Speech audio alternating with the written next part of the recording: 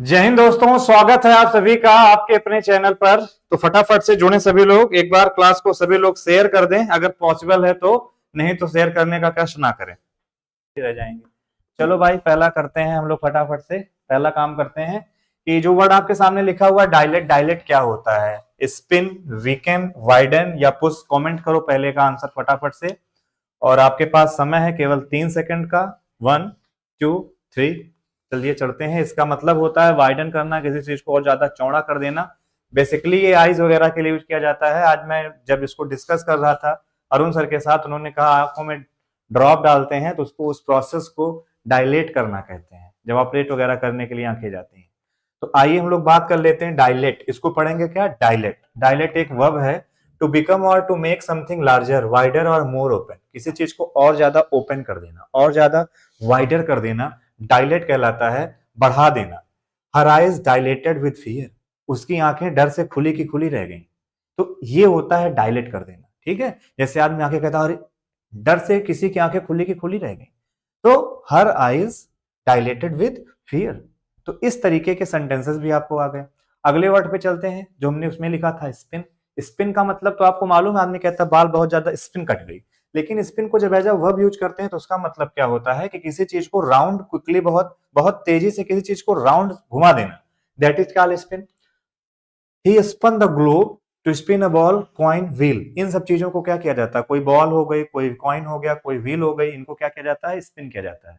Spin, spun, spun उसकी form होती है। तो स्पन जो है वो कौन सी फॉर्म है? सेकंड फॉर्म है, आपको ध्यान रखना है। To make thread from a mass of wool, cotton, etc।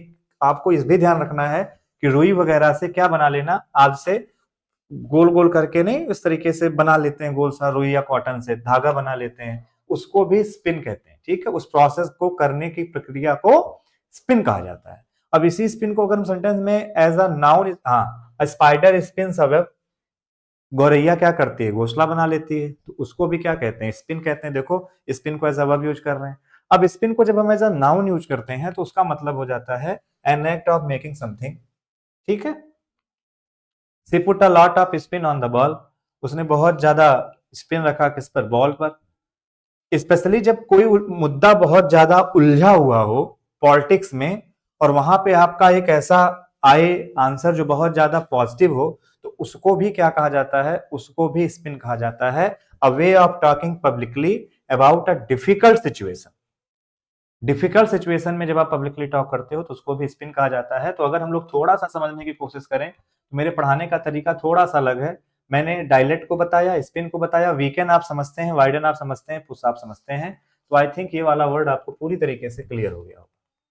बात करेंगे हम लोग अगले वर्ड की। अगला वर्ड है हमारा एब्रोगेट। क्या इसका मीनिंग आपको मालूम है? अगर मीनिंग आपको मालूम है तो कमेंट करिए फटाफट, एब्रोगेट क्या होता है। और इसके लिए 4 ऑप्शन मैं दे रहा हूं। एलोप करना, गेट क्रैश करना, एबॉलिश करना, डिस्ट्रॉय करना। तो इसका क्या आंसर होने वाला है? कमेंट करें फटाफट। ठीक है, कमेंट करिए फटाफट। आपका कमेंट हमें बहुत कुछ सिखाता है।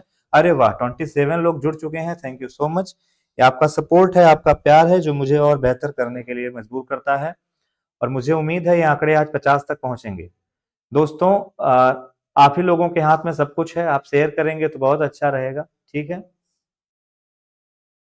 चलो भाई, लाइक्स लेकिन 14 है, लाइक भी बढ़ने चाहिए।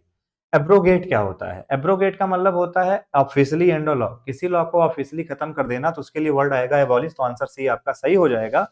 थोड़ा सा हम समझेंगे एब्रोगेट को। एब्रोगेट को अगर एबॉलिश को देखेंगे, to get rid of, to do away with, to officially end law, a system और एन इंस्टीट्यूशन। ये सारे मतलब किसके होते हैं? एबॉलिश के होते हैं, जब इसको एज अ वर्ब यूज करते हैं। एब्रोगेट का मतलब भी वही होता है, रिपील करना किसी चीज को। रिपील करना, देखो एक होता है रिवील करना। रिवील करना मतलब क्या? रिवील करने का मतलब होता है किसी चीज को उजागर करना, किसी चीज से पर्दा हटा लेना, वो आपने रिवील कर दिया। लेकिन अगर आपने एब्रोगेट कर दिया तो एब्रोगेट का मतलब ऑफिशियली एंड अलाउ, रिपील कर देना। तो ये रिपील है, वो रिवील था, ये ध्यान रखिएगा। एलोप करना क्या होता है? एलोप करना, एलोप करना का मतलब होता है run away secretly with one's beloved, अपनी प्रेमिका के साथ। बिलव्ड का मतलब होता है प्रेमिका। प्रेमिका के साथ छुप के भाग जाना, उसको एलोप कहा जाता है। और अगर आप भागोगे तो आप भी क्या हो जाओगे? लोप हो जाएगा आपका। तो एलोप यहां से याद कर लो। अगला वर्ड देख लेते हैं, गेट क्रैश क्या होता है? गेट क्रैश का मतलब होता है to go to a party और social event without being invited. Gate crash का मतलब गेट क्रॉस कर गया आदमी। मतलब बिना इनवाइट किए कहीं जाकर आप घुस गए तो उसको क्या कहा जाता है, गेट क्रैश कहा जाता है। तो आई थिंक बहुत डिटेल में हम लोगों ने डिस्कस कर लिया होगा इन चीजों को। तो जब इन सारी चीजों को समझेंगे तो एब्रोगेट के साथ एबॉलिसी बिल्कुल सही दिखेगा। अगले वर्ड की तरफ चलेंगे। अगला वर्ड हमारे सामने कमांड, जो कि बहुत सरल है। कमांड का मतलब हर किसी को मालूम है। क्या आंसर होगा? लीड करना, इंस्ट्रक्ट करना, मैनेज करना या सुपरवाइज करना। आंसर करें, कमेंट करें फटाफट से। एक बार मैं चाहूंगा प्लीज सभी लोग क्लास को शेयर कर दें। राधे राधे सभी को। आयुष सिंह, ठीक है,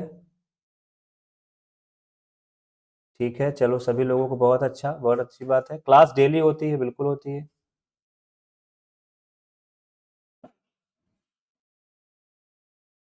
चलो बच्चों,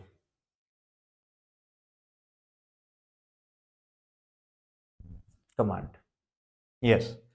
कमांड का मतलब बच्चों होता है किसी को इंस्ट्रक्ट करना। अब लीड करना क्या होता है? इंस्ट्रक्ट करना का मतलब होता है ऑर्डर देना। Guide, command, verb to order given to a person, that is called what? Instruct. इसी से बनता है इंस्ट्रक्टर, अगर आपने वर्ड सुना हो। ठीक। दूसरा है लीड करना। लीड से बनता है लीडर। लीड क्या होता है? To show the way, manage. किसी को जब आप कोई पाथ बताते हो ना, तो उसको लीड करना कहते हैं, कि हम आपको लीड कर रहे हैं कि आपको इसी इसी रास्ते पे चलना है। कोई अच्छा कोई अच्छा नेता होता है तो क्या करता है? लोगों को लीड करता है। तो वो लीड करना अलग हो गया। To show the to show the way, manage है ना। To succeed in doing something, cope करना, लीड करना। सुपरवाइज करना आपको मालूम है, किसी को वॉच आउट करना, उसी से बनता सुपरवाइजर। कंपनीज वगैरह में सुपरवाइजर होते हैं। अगला वर्ड जो हमारे सामने निकल करके आ रहा है वो क्या है? एक्यूज्ड। एक्यूज्ड का मतलब क्या होता है? देखो, एक्यूज्ड का मतलब क्या होता है, कमेंट करके बताओ। एक्यूज्ड, चार ऑप्शन है। Indicted, indicated, indicted, induced, instigated. क्या मतलब होता है? देखो, मैं आपको थोड़ा सा बताना चाहूंगा।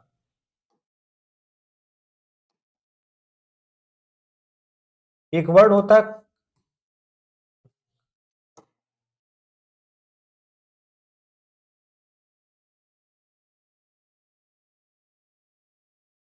एक वर्ड होता है कल्प।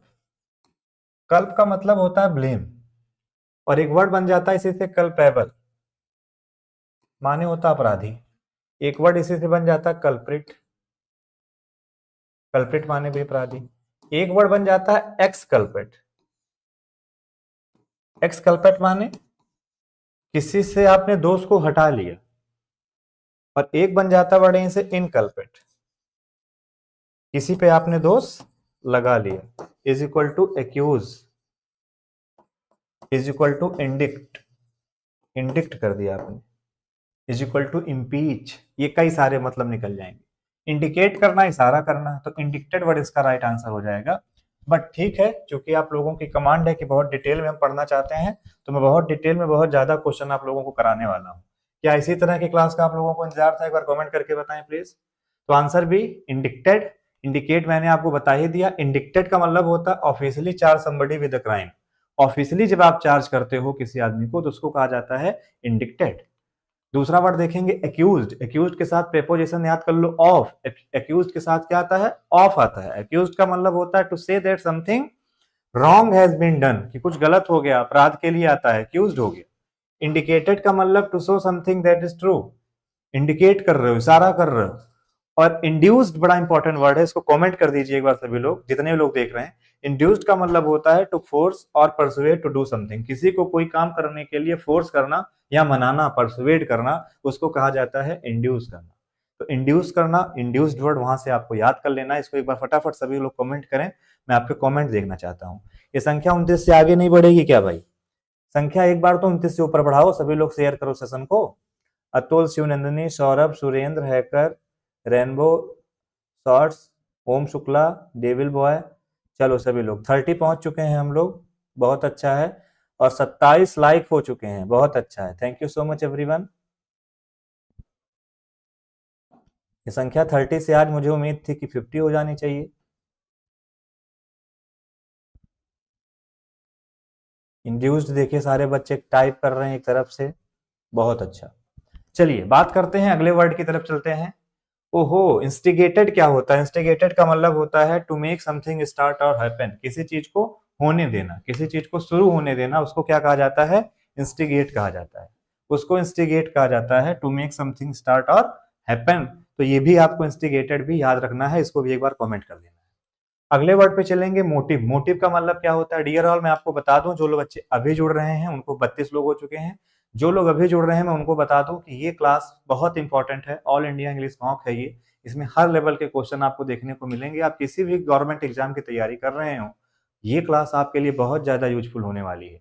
बस आपको मन लगा करके पढ़ना है, पूरी शिद्दत से पढ़ना है, जो बता रहा हूँ उन चीजों पर फोकस करना है। अपने अंदर विल पावर रखिए, अपने अंदर करेज रखिए, एक दिन सफलता आपके कदम जरूर चूमेगी। कदम चूम लेती है मंजिल हमेशा मुसाफिर, अगर अपनी हिम्मत ना हारे। वो एक बड़ा अच्छा सा शेर है कि कौन कहता है आसमान में छेद हो नहीं सकता, एक पत्थर तो तबीयत से उछालो यहाँ। तो आप सब कुछ कर सकते हैं, बस आपके अंदर विल पावर, करेज हमेशा होना चाहिए। और आपको क्या करना है उस चीज को लेकर के डिसीजन मेकिंग पावर आपके अंदर होनी चाहिए। अगर आपके अंदर डिसीजन मेकिंग पावर नहीं है तो आप लाइफ में बहुत पीछे छूट जाओ। तो decision making is must in your life to get success all the time. Okay, best wishes. Motive का मतलब क्या होता है? रीजन, ओकेजन, इंटेंशन या प्रिपरेशन। तो प्रिपरेशन बहुत बेसिक सा वर्ड है, आदमी कहता है प्रिपरेशन कर रहा है। इंटेंशन का मतलब इरादा, ओकेजन मतलब कोई त्योहार, रीजन मतलब आप जानते हैं कारण। तो मोटिव क्या होता है? मोटिव होता है हमारा इंटेंशन, इरादा। आदमी कहता है आप जो पिक्चर सुना रहे हो, आप जो कहानी बता रहे हो, इसका मोटिव क्या है? देखो, जब कभी ड्रामा, दो वर्ड होते हैं, एक वर्ड मोटिव होता है आ, और एक वर्ड मोटिव होता है। कोई बताएगा मोटिव और मोटिव में अंतर क्या होता है? मोटिव जो होता है वो क्या होता है? इंटेंशन होता है। और मोटिव वो होता है जिसके अराउंड पूरी चीजें मूव करती हैं। जैसे अगर आप विलियम शेक्सपियर की कोई ट्रेजेडी पढ़ोगे, उसमें आप पढ़ लो अथेलो, तो पूरी की पूरी उस कहानी का मोटिव क्या है कि एक हैंकी के पीछे अपनी वाइफ का मर्डर कर देता है। तो पूरी पूरी कहानी हैंकी के पीछे घूम रही है। ऐसे कोई भी आप पढ़ो, जैसे आप पढ़ोगे मर्चेंट ऑफ वेनिस, तो पूरी पूरी कहानी एंटोनियो के अगल बगल घूम रही है, वो पैसे के पीछे घूम रही है। तो उसको मोटिव कहा जाता है। ठीक है, बाकी मैं इसको और डिटेल में भी बताने की कोशिश करता हूं। Intention, what you plan to do, your aim, that is called intention. Intention का मतलब इरादा, तो अच्छी बात है आपको याद है, बट इंटेंशन का मतलब ये भी याद होना चाहिए, what you plan to do, your aim, that is called what, that is called intention. Motive, a reason for doing something, aim, cause, किसी चीज को करने का जो रीजन है, कॉज है, उसको मोटिव कहते हैं। रीजन तो आप समझते ही हैं, अ कॉज और an explanation for something that has happened, somebody has done, जो भी कुछ हुआ उसका रीजन आप देते हो। ओकेजन, स्पेशल इवेंट, सेरेमनी और celebration. Preparation, the act of getting ready for something और making something ready, that is called preparation, जो कि प्रिपेयर से बनता है। प्रिपेयर एक वर्ब है और प्रिपरेशन एक नाउन है। यहां से अगर आप आ ही गए हो तो मैं आपको कुछ सिखा के जाता हूं दोस्तों, कि अगर किसी वर्ड के लास्ट में आपको कुछ वर्ड देखने को मिल जाए, कुछ वर्ड कौन से हैं मैं आपको एक बार बता देता हूं, आप उनको चाहें तो कहीं पर नोट भी कर सकते हैं। अगर कहीं पर आपको लास्ट में टाइम देखने को मिल जाए, आपको कहीं लास्ट में सायन देखने को मिल जाए, कहीं आपको लास्ट में मेंट देखने को मिल जाए, फुड देखने को मिल जाए, नेस देखने को मिल जाए, इटी देखने को मिल जाए, ट्यूड देखने को मिल जाए, ठीक है, टीएस देखने को मिल जाए, सिप देखने को मिल जाए, तो समझ लीजिएगा अगर किसी वर्ड के लास्ट में ये सारे के सारे वर्ड आते हैं तो वो वर्ड अपने आप में क्या होगा? वो वर्ड अपने आप में नाउन होगा। ये बातें आप लोगों को समझ लेनी है, नोट कर लेनी। अगले पे बढ़ते हैं हम लोग, अगले की बात करते हैं। सिनोनिम्स हम लोग कर चुके हैं, इडियम एंड फ्रेज पर आ चुके हैं। तो एक बार कमेंट करें शेरों, क्या आप लोग तैयार हैं?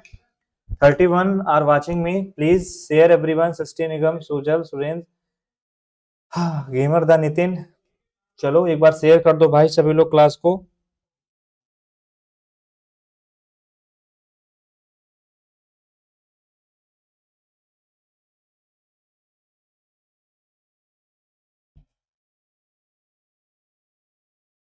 इडियम एंड फ्रेजेस की हम लोग फटाफट से बात कर लेते हैं। पहली इडियम हमारे सामने है, फ्रॉम स्टेम टू स्टर्न का मतलब क्या होता है? कमेंट करें। चार ऑप्शन आपके सामने हैं और मैं आपके लिए लगा देता हूं टाइमर, जो कि टाइमर होगा आपके सामने ज्यादा नहीं, टाइमर होगा मात्र आपके सामने 10 सेकंड का। आंसर करें क्वेश्चन नंबर 6।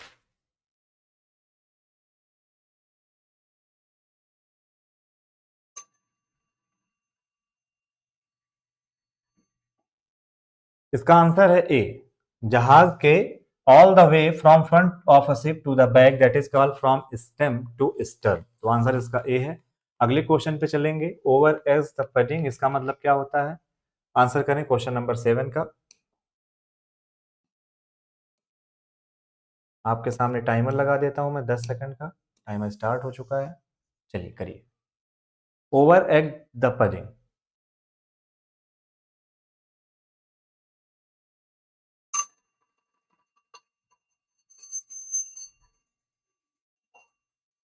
टाइम ओवर हो चुका है और इसके बाद भी देखते हैं आंसर कितने लोगों का आ चुका है।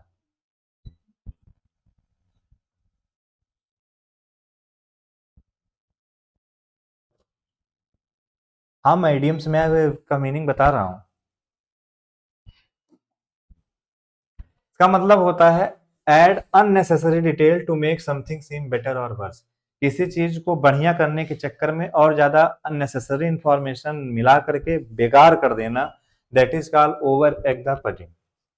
ये इस इडियम्स का मतलब होता है।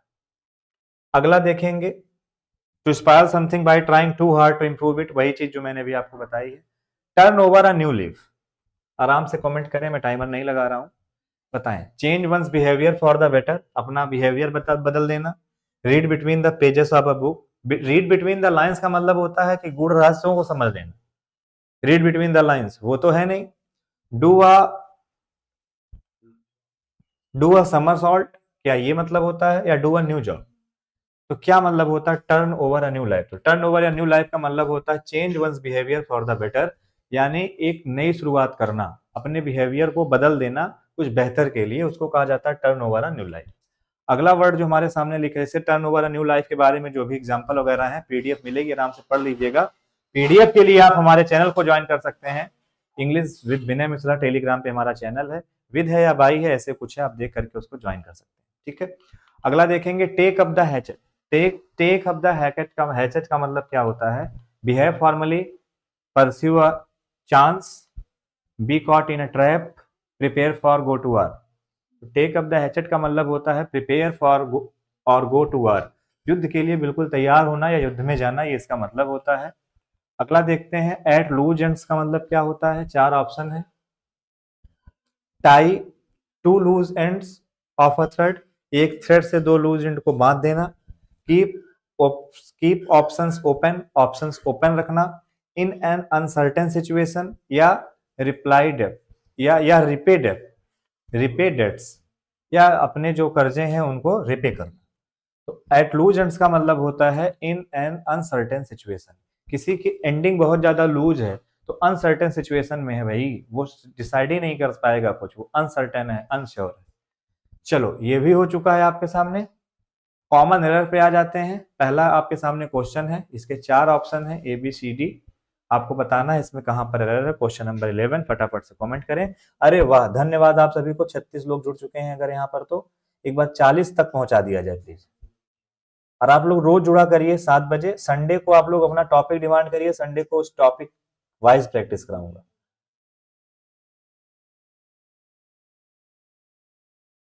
मेरे बहुत अच्छा लगा इतने लोग जुड़ गए हैं।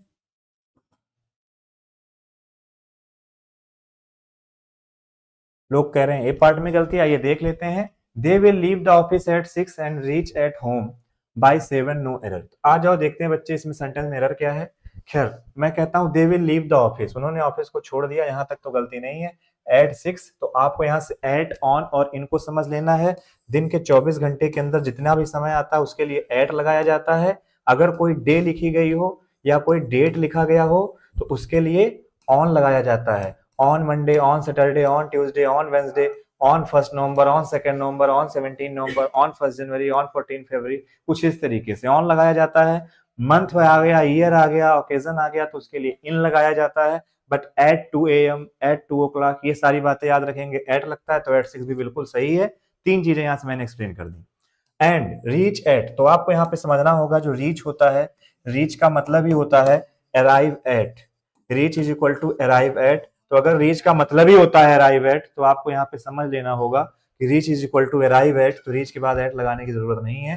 तो ये क्या हो जाएगा? एक्स्ट्रा हो जाएगा। इसलिए आपका जो कौन सा पार्ट है, सी पार्ट है, रीच एट होम, ये क्या हो जाएगा? गलत हो जाएगा।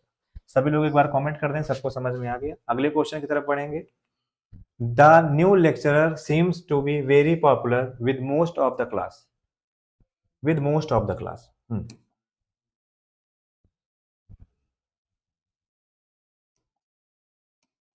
यहां से मुझे बताना कॉन्सेप्ट आपको छोटा सा, कि जब कभी सेंटेंस में हम लोग मोस्ट ऑफ को लिखते हैं तो याद रखिएगा मोस्ट ऑफ के बाद दो चीजें आती हैं। मोस्ट ऑफ के बाद अगर काउंटेबल नाउन आता है कभी भी तो अलग कंडीशन है। मोस्ट ऑफ के बाद अगर कभी भी अनकाउंटेबल नाउन आता है तो अलग कंडीशन। काउंटेबल नाउन आता है तो प्लूरल फॉर्म में आता है, और अगर अनकाउंटेबल नाउन आता है तो सिंगुलर फॉर्म में आता है। ठीक है, ये हमेशा हम लोगों को ध्यान रखना पड़ेगा। लेकिन काउंटेबल नाउन अगर एज अ होल रिप्रेजेंट कर रहा होगा तो उसको भी सिंगुलर में ही रखना पड़ जाएगा, बस अगर वो एज अ होल की बात कर रहा हो। तो क्लास एज अ होल की बात कर रही है तो मोस्ट ऑफ द क्लास बिल्कुल सही है, वहां पे गलती नहीं है। द न्यू लेक्चरर ये भी सही है, द न्यू लेक्चरर ये भी सही है। Seems to be very happy, तो सीम्स का मतलब एक स्टेटिव वर्ब है, अगर इसको हम कंटिन्यूअस में यूज कर लेते हैं, इज सीमिंग कर देते हैं, इज अपीयरिंग कर देते हैं तो गलत हो जाता। सीम्स सही है, अपीयर सही है, to be very popular, popular with ये भी सही है, सेंटेंस में कोई भी गलती नहीं है। तो आंसर डी आपका हो जाएगा। अगले में चलेंगे। The musicians revolving doors stop the crooks as they jam half way round. जल्दी से बताओ क्वेश्चन नंबर 13 में कौन सा आंसर होगा, ए बी सी या डी। कमेंट करिए सभी लोग एक बार। 41 लोग जुड़ चुके हैं, आप लोगों का हाथ जोड़ के तहे दिल से बहुत बहुत धन्यवाद 41 जुड़ने के लिए। और मुझे लग रहा है कि आज हम लोग 50 तक पहुंच जाएंगे। मजे की बात यह है कि जो लोग जुड़ रहे हैं वो लगातार जुड़े हुए हैं। Deepak Prajapati, rainbow hacker, Roman rings, Atul Dikshit, Srishti, Utkarsh, Saurabh, आप सभी का बहुत बहुत स्वागत है। आप सभी का स्वागत है जितने लोग मुझे देख पा रहे हैं। ठीक है, बहुत अच्छा बहुत अच्छा, मजा आ गई भाई। इसी तरह का मौका आप लोग चाहते हैं, एक बार कमेंट करें हाँ या ना। आरटीआई विद ऋषभ, ऋषभ भाई का बहुत योगदान है। इससे पहले तो उन्हीं के माइक से मैं वीडियो शूट करता रहा। मयंक प्रजापति, चलिए बहुत अच्छा बहुत अच्छा बहुत अच्छा। तो देखो मैं आपको एक छोटी सी बात बताता हूं, अगर आपको थोड़ा सा अगर ध्यान रखना हो तो आपको क्या ध्यान रखना होगा। ये ध्यान रखना होगा कि ये जो लिखा हुआ है स्टॉप, ये वर्ब की सेकंड फॉर्म है। और आपको ध्यान रखना होगा अगर ये पास्ट की बात की जा रही, पूरा सेंटेंस किसमें है, पास्ट में है, तो आगे भी वर्ब की सेकंड फॉर्म आएगी। तो जैम नहीं आएगा, जैम की जगह क्या आएगा, जैम्ड आएगा।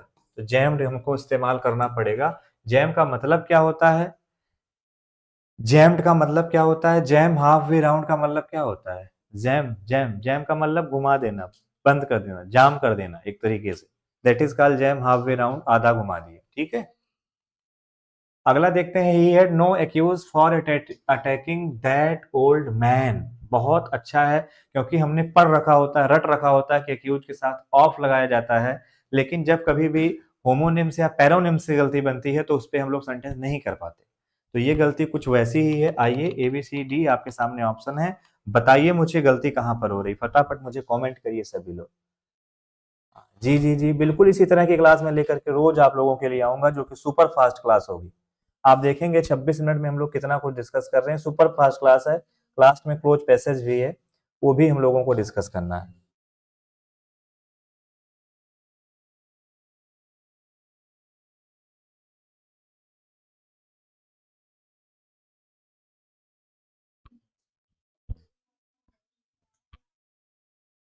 चलिए बहुत अच्छा है, बहुत अच्छा, बहुत शानदार है।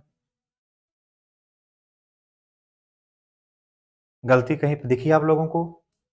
देखो, एक होता है एक्यूज, अपराधित हो जाना, और एक होता है एक्सक्यूज, मिस्टेक। तो he had no mistake for attacking that old man. या तो ऑफ कर दो या तो एक्सक्यूज कर दो। तो देखते हैं क्या करना पड़ेगा। एक्यूज का मतलब to say that somebody has done something wrong और गिल्टी इज समथिंग। किसी ने कुछ गलत कर दिया, अपराधी आप ठहरा रहे हो उसको, बिना किसी प्रूफ के उसको कहा जाता है एक्यूज। मैंने बता दिया, ऑफ आता है इसके साथ। एक्सक्यूज का मतलब होता है अ रीजन ईदर ट्रू और invented that you give to explain और डिफेंड योर बिहेवियर। तो यहाँ पे क्या प्रॉफिटेबल है, यहाँ पे तो जो अप्रोप्रिएबल आंसर होता है वो तो एक्सक्यूज करना पड़ेगा। तो हमें यहाँ एक्सक्यूज करना है, एक्यूज नहीं करना है। ये सारी बातें मैं इसलिए लिख दे रहा हूँ क्योंकि मैं लिखने का समय नहीं दे रहा हूँ दोस्तों, उसके लिए मैं माफी चाहूंगा। पीडीएफ आप तक पहुंच जाएगी टेलीग्राम पर, तो आप पीडीएफ से नोट कर लीजिएगा अगर आपको लगे इंपॉर्टेंट है तो, अदरवाइज आपकी नोट करने की मेहनत भी मैं आपसे नहीं लेना चाहूंगा। Mothers keep on to encouraging their children to study. बहुत अच्छा है। अगर कभी भी कोई चीज कंटिन्यू होती है तो हम लोग कीप ऑन का यूज करते हैं। हालांकि कीप ऑन के साथ इन्फिनिटिव भी आता है, जीरन भी आता है। जब एक्टिविटी चेंज होती है तो कभी कीप ऑन के साथ इन्फिनिटिव आता है, और एक्टिविटी अगर लगातार प्रोसेस में है तो कीप ऑन के साथ जीरंड आता है। तो आप जीरंड याद रखें क्योंकि पेपर में यही ज्यादा पूछा जाता है। तो मदर, जैसे मैंने कहा, मैं लिख देता हूं, जैसे मैंने लिखा ही कीप, मैं अच्छे से पढ़ा देता हूं, समझ लो।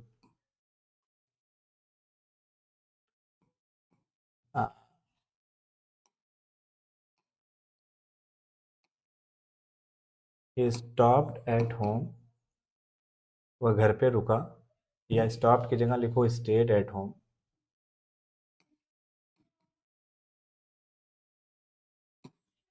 And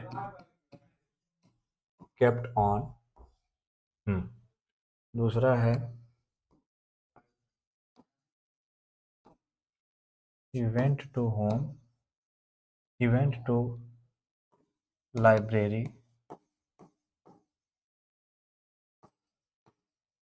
and he went to library and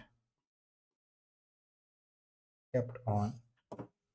अब यहाँ पे जो आपको भरना है वो भरना है, ये ऑप्शन में रीड आएगा, टू रीड आएगा, या रीडिंग आएगा। क्योंकि हमने देखा होगा लोगों को पढ़ाते हुए, है ना, वो सीधे बता देते हैं ऑन देखो आईएनजी लगाओ। हालांकि उनकी बात सही है कि प्रीपोजिशन के बाद हम लोग जो यूज करते हैं, प्रीपोजिशन के बाद को जीरन फॉर्म आती है।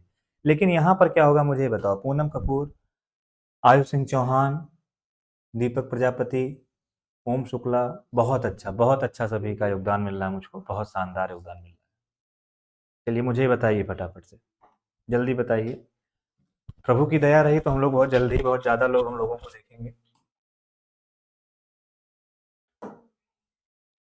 देखो, जब एक्टिविटी वही कंटिन्यू चलती रहे तो आईएनजी फॉर्म लगाया करो। He stayed at home and kept on reading.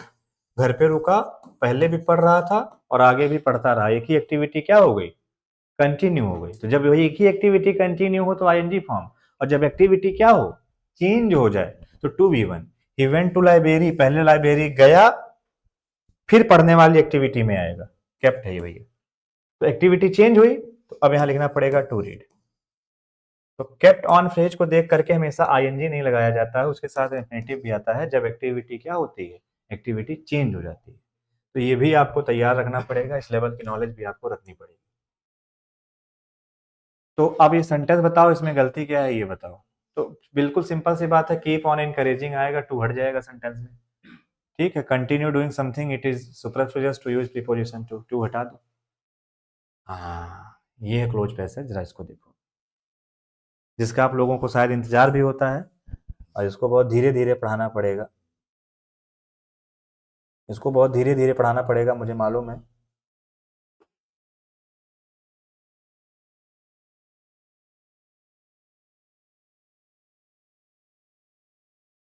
क्योंकि बहुत कुछ पढ़ाना पड़ेगा इसमें मुझको, बहुत कुछ पढ़ाना पड़ेगा।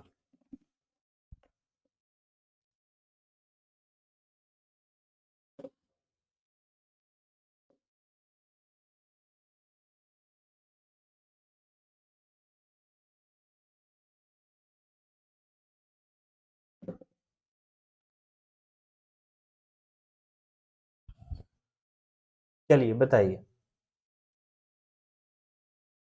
सबसे पहले मैं आपको इस क्लोज पैसेज के जो टफ वर्ड हैं वो डिस्कस कर देता हूं dear learners. Agriculture in India needs to become more suitable even as small and marginal farmers. सबसे पहले इसका मतलब हम लोग जान लेते हैं। To build what, resilience against many threats. First, they remain price takers and economically vulnerable to traders who set prices and with limited opportunities to sell at a time of their choice. Further decades of agriculture have added to water stress and decline, soil health, farmers relay on ground water for more than 60% of needs.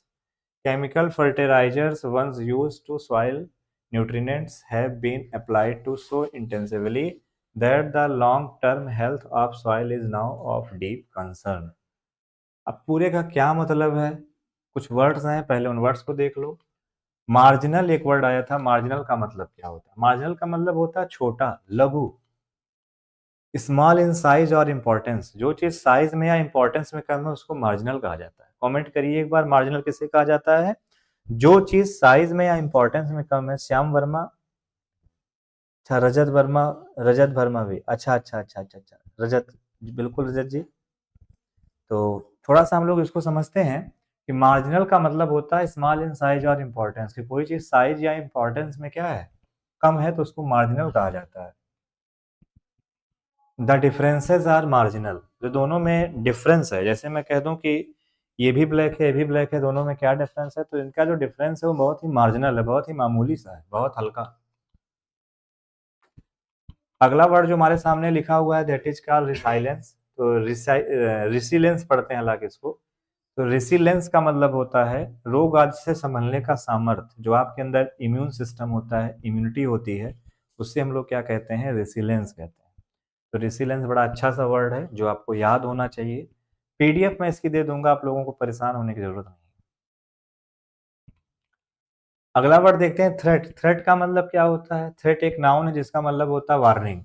A warning that somebody may hurt, kill और punish you if you do not do what he और she want. Threat का मतलब होता है धमकी. आपने सुना होगा ना कि सी इज थ्रेटिंग मी, मुझे धमका रही है. तो आपने सुना होगा कि अगर हम जो चाहते हैं आप वैसा नहीं करोगे तो आपको पनिश करने के लिए, हर्ट करने के लिए, किल करने के लिए जो मैं वार्निंग दूंगा, जो मैं धमकी दूंगा, उसको थ्रेट कहा जाता है. धमकी सिंपल सा याद रख लो. द पॉसिबिलिटी ऑफ ट्रबल और डेंजर. संकट की संभावना भी थ्रेट कहलाती है, ये भी ध्यान रखना. The forest is under threat. तो इसका मतलब क्या है? From building developments. जो डेवलपमेंट है उससे फॉरेस्ट को अंडर थ्रेट यानी धीरे धीरे लुप्त होने की संभावना है, ये भी समझना है. अगला वर्ड उसमें आया है रिमेन. रिमेन का मतलब है जो कुछ बच गया वो है रिमेन. लेकिन रिमेन के अलग अलग मतलब है. रिमेन पढ़ते हैं इसको. टू स्टे और continue in the same place और कंडीशन, उसको भी रिमेन कहा जाता है. मैं इसके लिए आपके सामने 2-3 सेंटेंस लिखता हूं और देखता हूं कि आप सेंटेंस को कर पाते हैं. जैसे मैंने कहा,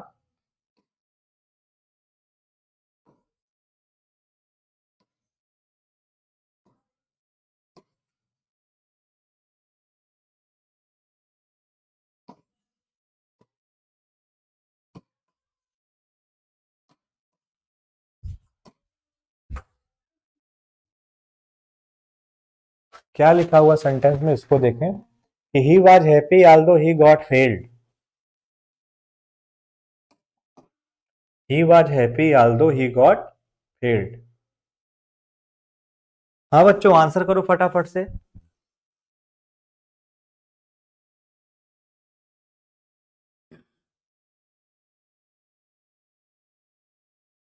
अमोक राज कह रहे हैं भैया जेई मेंस का पेपर आपका आशीर्वाद चाहिए. भैया मैं तो हमें आती नहीं, आशीर्वाद तो हमेशा सबके साथ.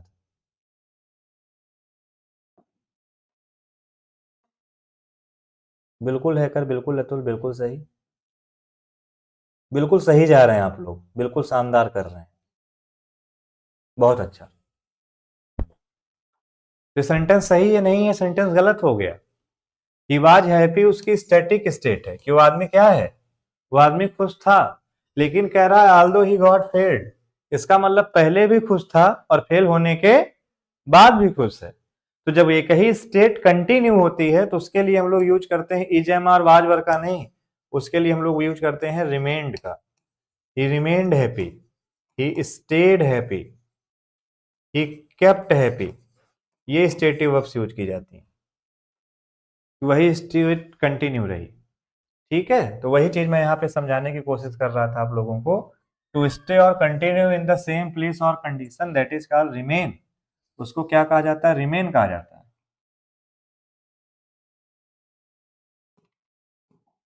अगले वर्ड पे चलेंगे. टू रिमेन साइलेंट, आदमी कहता है ना एकदम चुप रहो, जैसे हो वैसे एकदम स्टेट अपनी चेंज करो, चुप हो जाओ, चुप हो जाओ, remain silent. G1 went to live in America but his family remained behind in India. वो तो अमेरिका चला गया लेकिन उसका परिवार कहाँ रह गया? इंडिया में रह गया। To be left after other people or things have gone. जब सारी चीजें चली गई हो तो खुद बच जाना, उसको भी रिमेन कहा जाता है। They spent the 2 remaining days of their holidays buying presents to take home. तो इसका मतलब आपको समझ में आ ही गया कि उनकी छुट्टियों के बस 2 दिन बचे हैं। तो टोटल में से कुछ बच जाना उसको भी रिमेन कहा जाता है।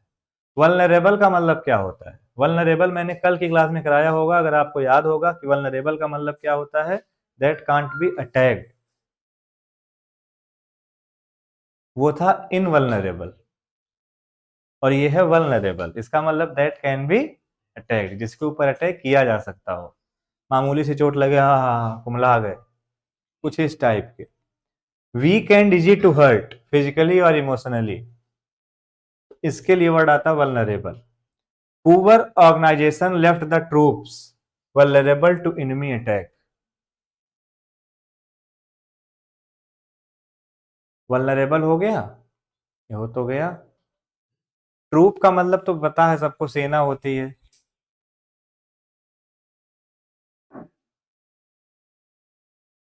इसी ट्रूप को एज अ वर्ब यूज करते हैं, मालूम है?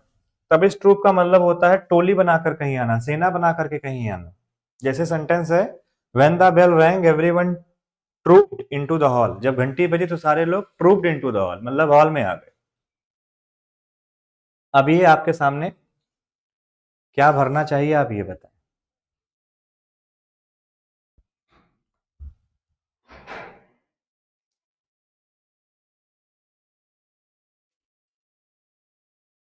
एग्रीकल्चर इन इंडिया, सबसे पहले पढ़ने का ढंग सीखिए आप लोग। मतलब मैं ये नहीं कह रहा हूं मैं बहुत अच्छा पढ़ लेता हूं लेकिन मैं कह रहा हूं आप लोग अपना ढंग बदलिए पढ़ने का। चलिए मैं सिखा रहा हूं, परेशान नहीं होते हैं।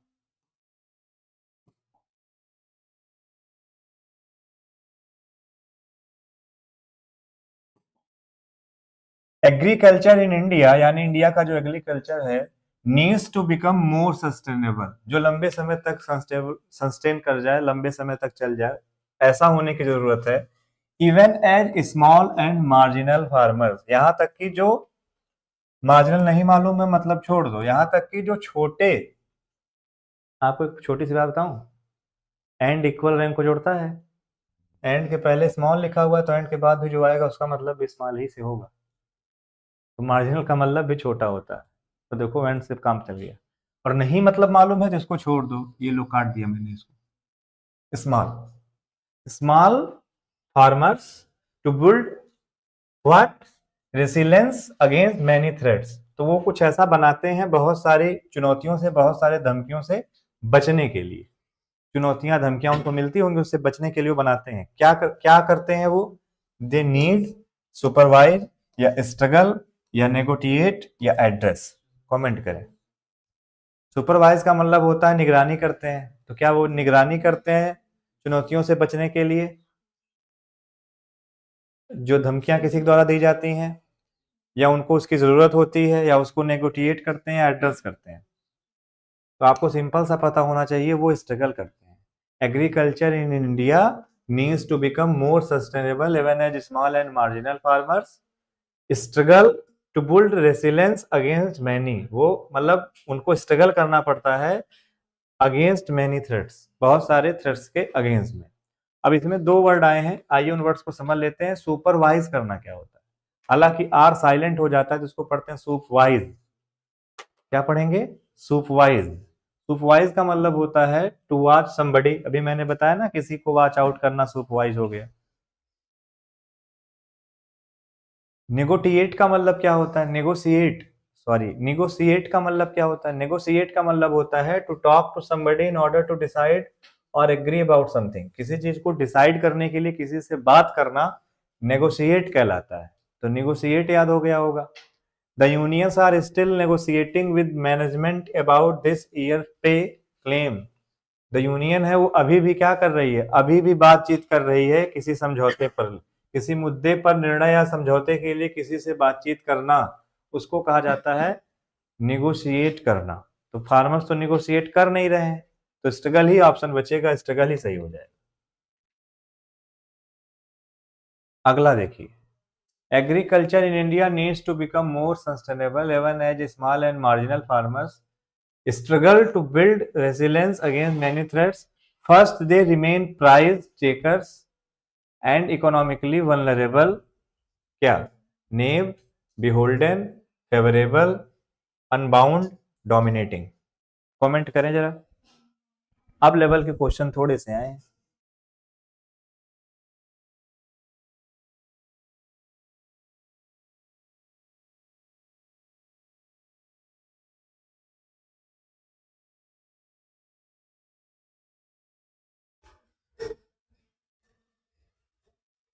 कमेंट करें।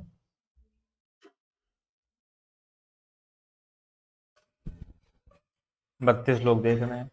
कौन चला रहा भाई? उससे बोलो धीरे चला। रहने दो, बैठो। नेव का मतलब होता है नौसिखिया, नया, अप्रेंटी। ठीक है। टायरो जो बिल्कुल अभी नया है, अनएक्सपीरियंस्ड। बिहोल्डन का मतलब क्या होता है? फेवरेबल का मतलब तो आप समझते ही हो, फेवरेबल और नेव तो आएगा नहीं। अनबाउंड मतलब किसी चीज को पहले बाउंड किया, अब अनबाउंड कर दिया, खोल दिया। डोमिनेटिंग आप समझते ही हो। तो अब समझना, बिहोल्डन का मतलब होता है यू आर इन डेब्ट to them in some way, you feel that you have a duty to them because they have help you. तो इसका मतलब ये है, किसी ने आपकी हेल्प की है तो आपको उसके लिए अब ड्यूटी करनी ही करनी पड़ेगी, उसको कहा जाता है बिहोल्डन। किसी चीज ने आपको पकड़ रखा है। तो होता क्या था, अगर आप सेंटेंस पढ़ोगे, होता ये था कि सबसे पहले उनको बहुत सारी चुनौतियों का सामना करना पड़ा। कैसे चुनौती? तो कह रहा पहली चुनौती तो यही थी कि दे रिमेन प्राइस टेकर्स, कि उनके पास प्राइस टेकर्स थे, पैसे लेने वाले थे। एंड इकोनॉमिकली वो पैसे लेने वाले थे। कौन पैसे लेने वाले थे? किसान जो थे वो प्राइस टेकर थे, पैसा ले लेते थे समाज के धनी लोगों से। एंड इकोनॉमिकली वल्नरेबल, और इकोनॉमिकली इतने ज्यादा नाजुक थे कि उनको आसानी से हर्ट किया जा सकता था। तो कह रहा है to trades who set prices, तो उनको क्या करना पड़ता था? उनको मतलब इस तरीके की ड्यूटी देनी पड़ती थी जैसे किसी ने उनकी हेल्प करी हो, तो अब ये उनके लिए ड्यूटी कर रहे हैं। To beholden to traders who set prices, तो वो अपने हिसाब से, जिससे पैसा लिया वो अपने हिसाब से प्राइस सेट करता था। मान लो हमसे कोई 50 रुपया लेकर के जाए, या हम किसी से 50 रुपया लेकर के आए। अब हमारे पास कोई चीज है तो हम बेचेंगे नहीं तब तक जब तक वो नहीं कहेगा, और उसी को बेचेंगे भले वो 40 रुपए में खरीद ले हमसे हमारी 50 रुपए की चीज। तो बस वही समझाने की बात हो रही। तो आंसर बी जितने लोग कर रहे हैं वो सब के सब सही है। डोमिनेटिंग का मतलब एक और है, वो मैं आप लोगों को बता देता हूं। अनबाउंड का मतलब खोल देना, बता दिया। डोमिनेट का मतलब होता है कि टू बी मोर पावरफुल, बहुत ज्यादा। आपने सुना होगा कि डोमिनेटिंग कंट्रीज होती हैं, पावरफुल कंट्रीज होती हैं। तो now India is a dominating country, you know कि इंडिया भी अब डोमिनेटिंग कंट्री है, पावरफुल कंट्री है। To be more powerful, important और noticeable than others. The Italian team dominated throughout the second half of the game. Italian team ने क्या किया? Dominate किया। ये आपको क्लियर हो गया। डोमिनेट एक जगह और भी आता है, यूज्ड अबाउट अ बिल्डिंग और place to be much higher than everything else, उसको भी डोमिनेट कहा जाता है। जो ऊंचाई पर है, जो ऊंचाई पर है, जिसके पास पावर ज्यादा है वो भी ऊंचाई पर है, जो चीज ऊंचाई पर ज्यादा है, बिल्डिंग वगैरह, वो भी क्या है? डोमिनेटिंग है। दो क्वेश्चन और है, इसके बाद क्लास अंत हो जाएगी। सुपरफिशियल का मतलब होता है जो कि डेप्थ में नहीं है, छछले स्तर पर है।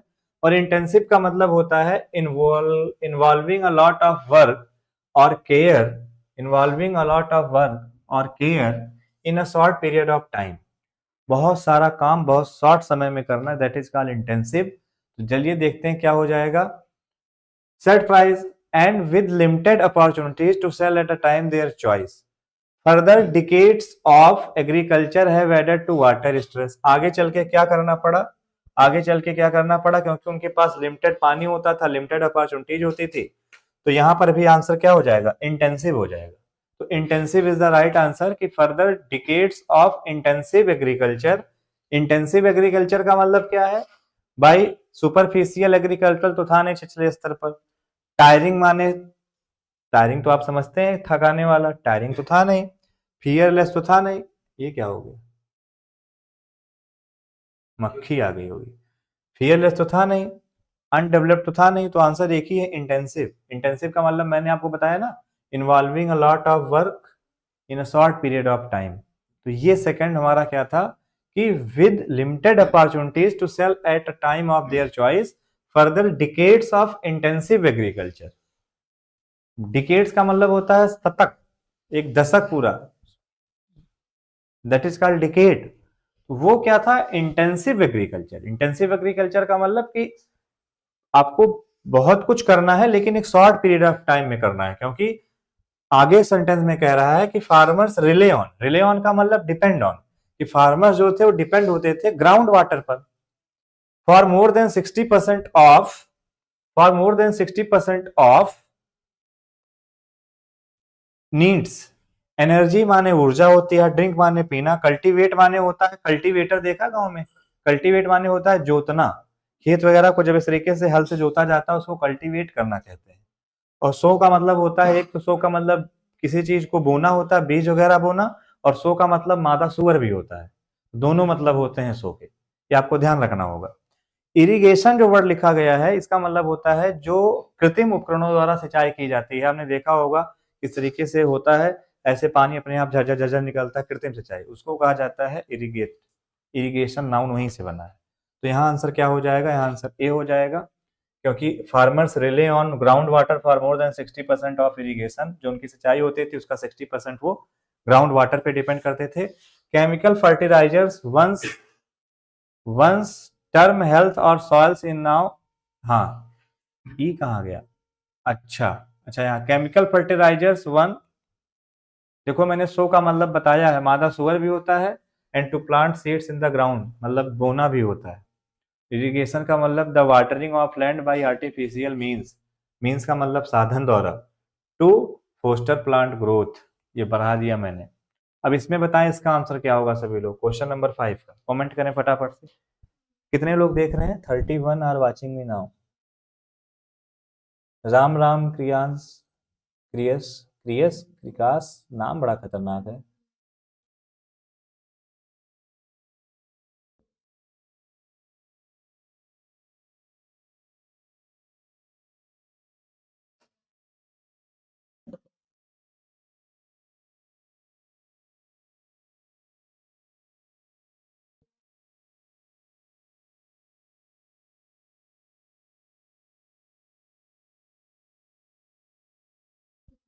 कमेंट करें सभी लोग फटाफट से।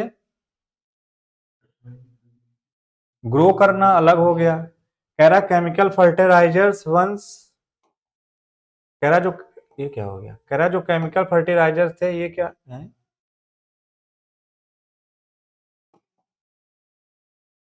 कह रहा जो केमिकल फर्टिलाइजर्स थे, हट जाओ, कह रहा जो केमिकल फर्टिलाइजर्स थे वन यूज टू, एक बार उनके साथ ऐसा हुआ कि वो क्या होने लगे, soil nutrients have been applied to so intensively that the long term health of soil is now deep concern. Long term health अब क्या बन चुका है, डीप कंसर्न हो चुका है, मतलब अब ध्यान देने का विषय बन चुका है। तो ई में क्या भरोगे आप, डेप्लेट, एक्सेलरेट तो किसी चीज की स्पीड बढ़ा देना, स्प्रेड माने फैला देना, बूस्ट कर देना। तो फर्टिलाइजर्स वंस डिप्लेट कर देना, ग्रो कर देना और बूस्ट कर देना।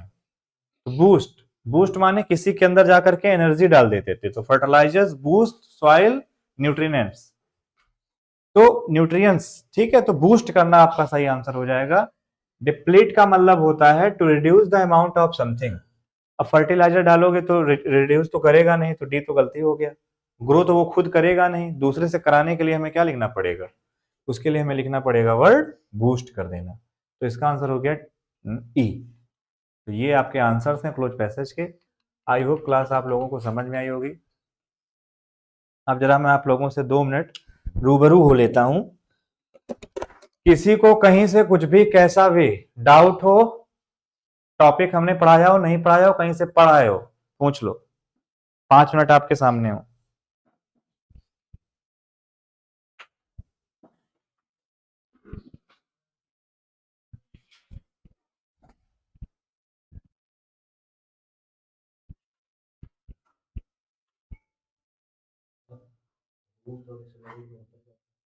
एक्सीलरेट हम करते हैं किसी व्हीकल वगैरह को, उसी से वर्ड बनता है एक्सीलरेटर। और बूस्ट किया जाता है जब हम उसके अंदर पावर को बढ़ा दें, उसके अंदर पावर इन द सेंस उसके अंदर हम कुछ केमिकल्स को बढ़ा दें। कैडेट कह रहे हैं no sir. Ram Ram Surendra Kumar. Roman rings बिल्कुल बिल्कुल बिल्कुल डेली कराएंगे। इसकी पीडीएफ आप सभी को हमारे चैनल पर मिल जाएगी, टेलीग्राम चैनल पर।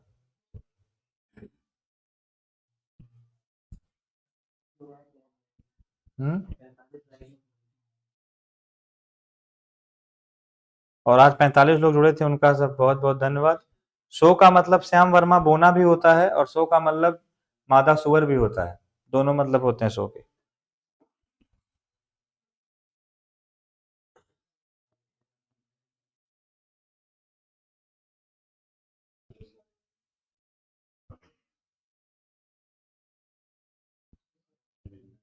रोमन रिंग से एक डाउट है, पूछिए।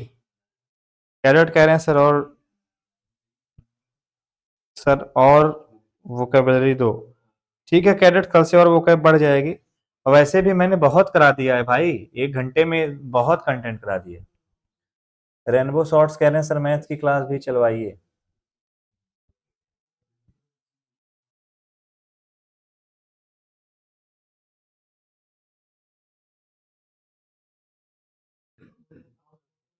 वो RELAY होता है रोमन रिंग्स।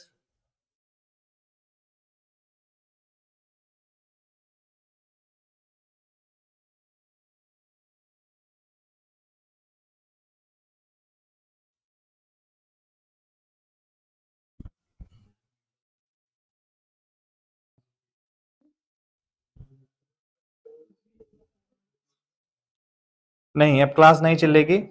चलो भाई, आप सभी का बहुत बहुत धन्यवाद क्लास में जुड़ने के लिए। सभी को नमस्कार। कल फिर जुड़िएगा 7 बजे। जय हिंद, भारत माता की जय। वही है वह जो राम रचि राखा, को कोई तर्क बढ़ावे शाखा। सिया राम जी की जय।